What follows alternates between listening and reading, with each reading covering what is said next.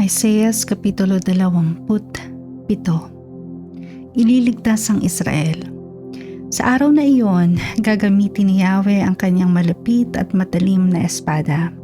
Paparusahan niya ang Leviathan, ang tumatakas na dragon, at papatayin niya ang halimaw na nakatira sa dagat. Sa araw na iyon, sasabihin niya sa kanyang mainam na ubasan, "Akong si Yahweh ang nag-aalaga ng ubasang ito at dinidilig bawat sandali. At binabantayan ko araw at gabi upang walang manira. Hindi na ako galit sa aking ubasan, ngunit sa sandaling may makita akong mga tinig, ang mga ito'y titupunin ko at saka susunugin. Ngunit kung nais nilang sila'y aking ingatan, ang dapat nilang gawin makipagkasundo sa akin.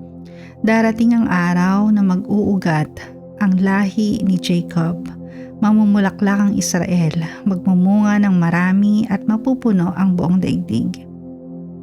Pinarusahan ba ng Diyos ang Israel gaya ng ginawa sa mga kaaway nito?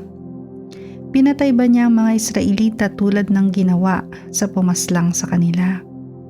Hinayaan ni Yahweh na mabihag ang kanyang bayan bilang parusa. Tinangay sila ng malakas na hangin buhat sa silangan. Patatawarin lang sila kung wawasakin nila ang mga altar at itatapon ang larawan ng Diyos-Diyos ang si Asherah at dudurugin ang altar na sunugan ng insenso.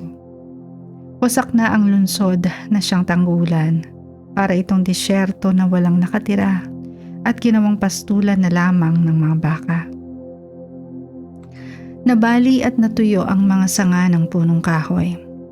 Pupulutin naman ng mga babae at gagawing panggatong, sapagkat ang bayang ito'y walang pagkaunawa, kaya hindi sila kahahabagan ng Diyos na kanilang manlilikha. Sa araw na iyon ay titipunin ni Yahweh ang mga Israelita gaya ng inaning trigo, mula sa ilog Euphrates hanggang sa hangganan ng Ehipto. Pagtunog ng trompeta, tatawagin pabalik sa Jerusalem ang mga Israelitang nangalat sa Assyria at Ehipto upang sambahin nila si Yahweh sa banal na bundok sa Jerusalem.